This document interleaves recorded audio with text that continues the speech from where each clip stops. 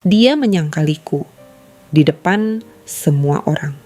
Dan keheningan yang datang setelah itu lebih keras dari teriakan manapun. Aku masih bisa melihat adegan itu. Lampu-lampu putih, suara piring, bisikan percakapan. Dan dia, dengan senyum yang dibuat-buat itu berkata, "Aku bahkan tidak tahu siapa dia pikir dirinya itu." Rasanya seperti tanah di bawahku menghilang. Seperti udara, tiba-tiba memutuskan untuk tidak masuk lagi. Dan aku tidak tahu apa yang lebih menyakitkan. Kata-kata itu, atau tatapan seseorang yang berpura-pura tak pernah mengenalku. Tatapan kosong itu, tanpa ikatan, tanpa sejarah. Dan berpikir bahwa beberapa hari sebelumnya dia menjanjikanku dunia. Berjanji bahwa kami akan tetap bersama apapun yang terjadi. Tapi sepertinya apapun itu datang terlalu cepat. Aku tidak menangis, tidak pada saat itu. Aku hanya berdiri diam, menelan rasa logam dari rasa malu. Orang-orang mengalihkan pandangan, berpura-pura tidak melihat. Beberapa berbisik, yang lain tersenyum dengan iba, tapi tidak ada yang berkata apapun. Dan dia, pria yang kucintai, hanya membalikkan badan dan terus berbicara tentang pekerjaan, seolah tidak terjadi apa-apa. Pada saat itu, aku memahami sesuatu yang kejam. Beberapa cinta tidak berakhir. Mereka membusuk, dan baunya muncul lebih dulu di jiwa. Di hari-hari setelahnya, aku menghilang. Secara harfiah, aku meminta cuti, mematikan ponsel, pergi dari kota. Orang-orang bertanya apakah aku baik-baik saja, dan aku bilang iya. Karena itulah yang kita katakan saat sudah tidak punya kekuatan lagi untuk menjelaskan. Tapi di dalam ada kehampaan. Bukan hanya sakit karena cinta, ada sesuatu yang lebih dalam. Sebuah bentuk penghinaan yang sunyi, yang membuatmu meragukan siapa dirimu sebenarnya. Aku mulai menelusuri semuanya kembali. Setiap percakapan, setiap detail, setiap "aku mencintaimu" yang kini terdengar seperti sandiwara. Aku ingat pertama kali kami bertemu dalam sebuah rapat kerja. Dia tampak percaya diri, menawan, karismatik, tipe pria yang tahu persis apa yang harus dikatakan untuk membuatmu menurunkan pertahanan. Dan aku menurunkannya. Karena jauh di dalam hati aku percaya bahwa cinta dan kepercayaan adalah hal yang sama. Dalam bulan-bulan berikutnya, dia mendekat. Perlahan di awal, lalu dengan cara yang intens, hampir mencekik, sampai membuatku percaya bahwa kami sedang membangun sesuatu yang nyata. Aku memperkenalkannya pada keluargaku, dia memperkenalkanku pada teman-temannya, atau setidaknya begitulah yang kupikir. Belakangan, aku tahu bahwa bersama mereka, dia adalah orang yang berbeda. Di tempat kerja, dia berpura-pura bahwa aku hanyalah rekan biasa. Katanya itu demi menjaga citra profesional dan aku, yang naif, menerimanya. Tapi malam itu, malam ketika dia menyangkaliku, berbeda. Itu bukan tentang menjaga citra. Itu tentang menghapus diriku. Dan yang paling menyakitkan, tidak ada yang menyadari betapa hal itu membunuhku dari dalam. Karena siapapun yang pandai tersenyum, bisa menipu bahkan cermin miliknya sendiri. Aku mulai menulis. Bukan karena aku ingin balas dendam, belum. Tapi karena aku perlu bertahan hidup. Kata-kata adalah satu-satunya tempat di mana aku masih ada sepenuhnya. Seorang rekan kerja yang memberitahuku, secara kebetulan, atau mungkin karena takdir. Kami sedang minum kopi di ruang istirahat ketika dia berkata, hampir tanpa berpikir, "Kamu tahu, dia membawa tunangannya ke makan malam hari Sabtu." Tunangannya. Kata itu menghantamku seperti pukulan. Cangkir di tanganku terlepas dan pecah di lantai. Suaranya begitu keras hingga seluruh koridor terdiam sejenak. Dia mencoba memperbaiki suasana. Maaf, aku kira kamu sudah tahu, tapi aku tidak tahu. Tidak ada yang tahu. Bagaimanapun juga, dia adalah pria dengan penampilan yang sempurna. Aku duduk, berusaha tampak tenang. Tapi jantungku berdebar seperti genderang yang kehilangan irama. Dan untuk pertama kalinya, aku merasakan sesuatu yang berbeda dari rasa sakit, marah. Tapi bukan kemarahan yang berisik, dingin, hampir tenang.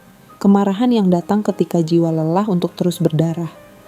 Malam itu, aku pulang ke rumah dan membaca ulang setiap pesan, setiap rencana, setiap janji, dan aku menyadari sebuah pola. Dia selalu berbicara tentang masa depan, tapi tidak pernah menempatkanku di dalamnya. Seolah aku hanyalah bayangan yang nyaman, tempat istirahat bagi egonya, tempat perlindungan sementara bagi kesombongannya.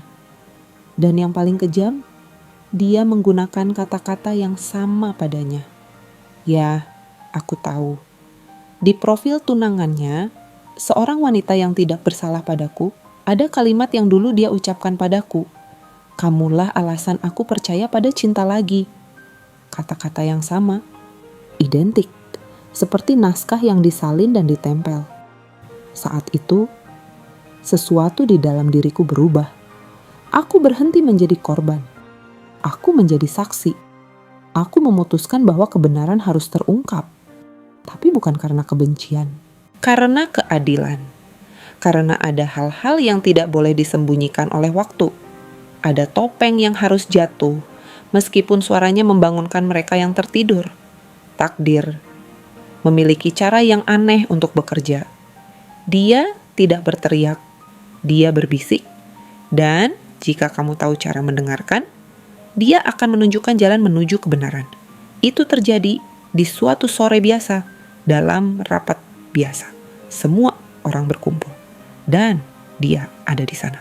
Percaya diri, tersenyum. Pria yang sama yang dulu menyangkaliku, dia berbicara tentang etika, tentang transparansi, tentang kepemimpinan, dan setiap kata terdengar seperti ironi yang kejam. Sesuatu dalam diriku berkata, sekarang waktunya. Aku tidak merencanakan apapun, tidak menyiapkan pidato. Itu naluri.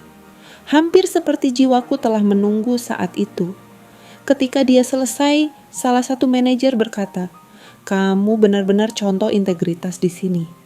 Dan aku tidak bisa lagi diam. Aku menatapnya langsung ke matanya dan berkata, lucu mendengar itu. Dari seseorang yang menyangkal apa yang dia lakukan saat tidak ada yang melihat. Ruang itu hening, keheningan yang berat, yang membuat udara terasa padat. Dia memucat, mencoba tertawa, berpura-pura. Tapi orang-orang mulai melihat, mulai curiga, mulai menghubungkan titik-titik yang dulu tampak terpisah. Aku tidak perlu membuktikan apapun. Kebenaran mulai mengungkapkan dirinya sendiri. Pesan-pesan lama, tanggal yang tidak cocok, cerita yang saling bertabrakan. Dia mencoba menuduhku dendam. Tapi aku hanya menjawab, balas dendam itu milikmu.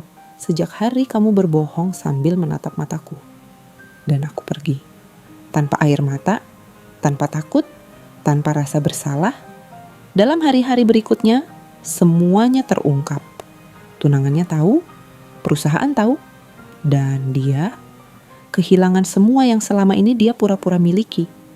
Tapi inilah detail yang tak seorang pun harapkan. Ketika semua orang membalikkan punggung padanya, aku tidak. Ya, aku pergi. Tapi bukan dengan kebencian. Aku pergi dengan sesuatu yang jauh lebih kuat. Kedamaian. Kebenaran itu mahal. Dan siapapun yang memutuskan untuk mengatakannya harus siap kehilangan sesuatu. Dalam hari-hari yang datang setelahnya, aku merasakan berat dari apa yang telah kulakukan. Bukan karena penyesalan, tetapi karena kebenaran.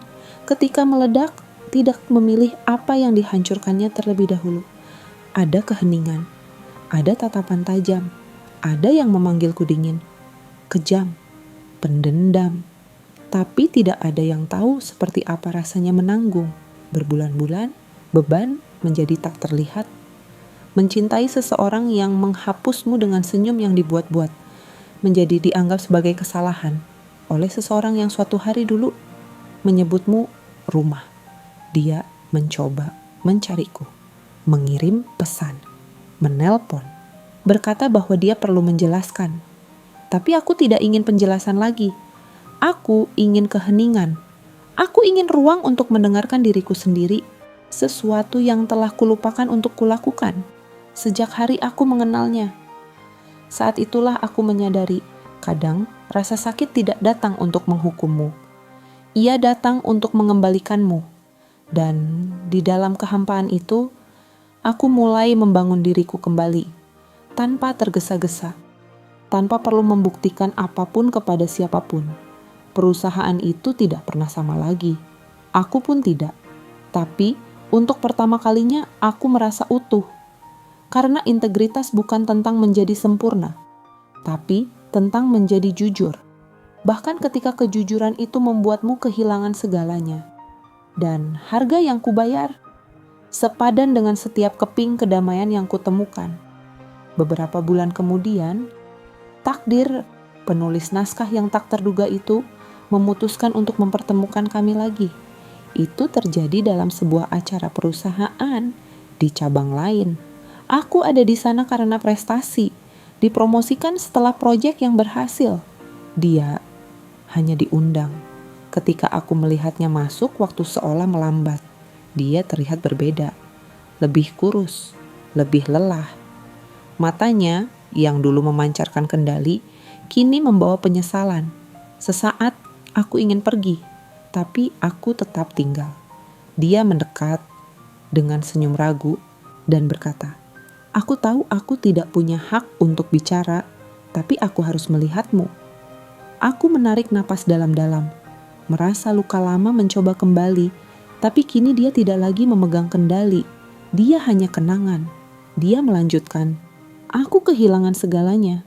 Tunanganku, rasa hormat dari orang-orang, pekerjaan. Tapi yang paling menghancurkanku adalah kehilanganmu juga." Aku terdiam, menatapnya dan menyadari sesuatu yang aneh. Aku tidak membencinya. Dan itu memberiku lebih banyak kekuatan daripada balas dendam manapun. Aku menjawab dengan tenang, "Kamu tidak kehilangan aku sekarang. Kamu kehilangan aku pada hari kamu memutuskan untuk menyangkaliku. Dan yang paling menyedihkan, pada hari itu kamu juga menyangkal dirimu sendiri." Dia mencoba membela diri, tapi tidak ada lagi yang bisa diselamatkan. Cinta itu sudah mati. Dan di tempatnya, lahir sesuatu yang lebih dewasa, rasa hormat pada diriku sendiri. Kami berpisah di sana, tanpa janji, tanpa dendam. Hanya dua orang yang akhirnya mengerti bahwa yang menghancurkan bukanlah kebohongan, melainkan ketakutan untuk menghadapi kebenaran.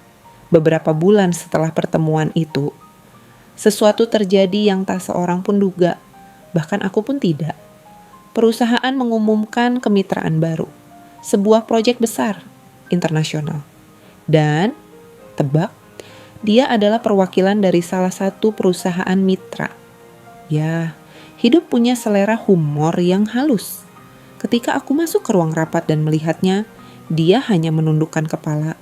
Terlihat malu, tapi tidak ada ketegangan. Hanya semacam penerimaan yang aneh.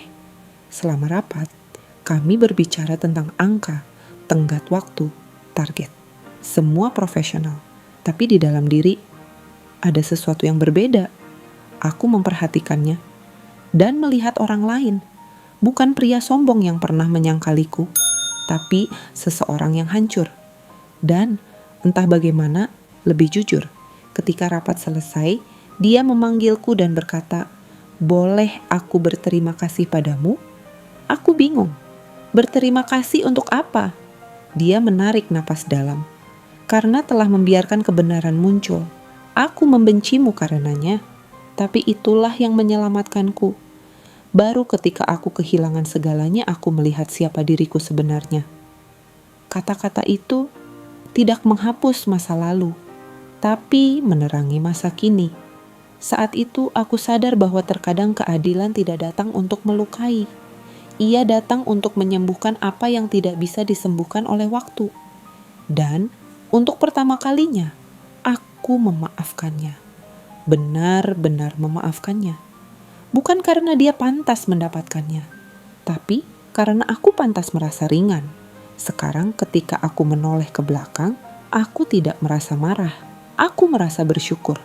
Bersyukur karena telah melihat topeng itu jatuh, karena telah belajar perbedaan antara cinta dan keterikatan, karena telah menemukan bahwa kebenaran bisa menghancurkan, tapi juga bisa membangun kembali.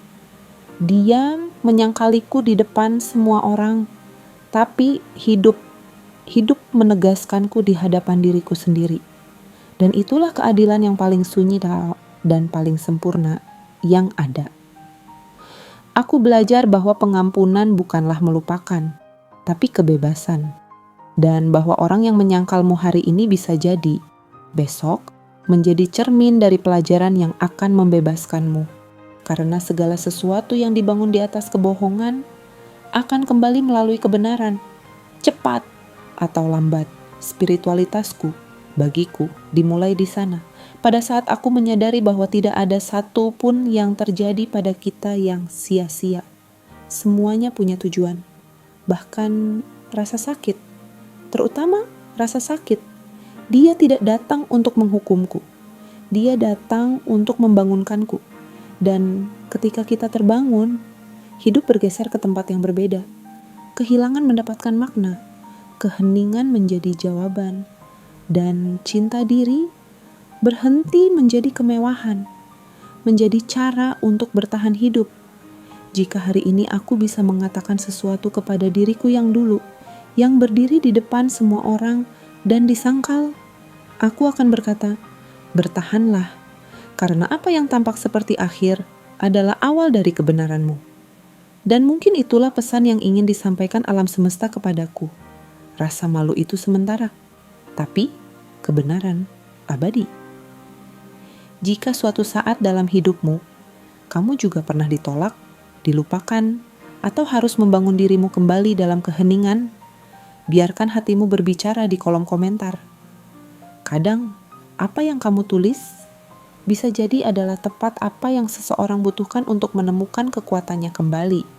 Bagikan cerita ini kepada seseorang yang memikul luka yang sama, dan berlanggananlah ke kanal ini agar kita bisa terus tumbuh bersama, berbagi kisah-kisah yang menyentuh, menyembuhkan, dan mengingatkan bahwa tak ada seorang pun yang benar-benar sendirian.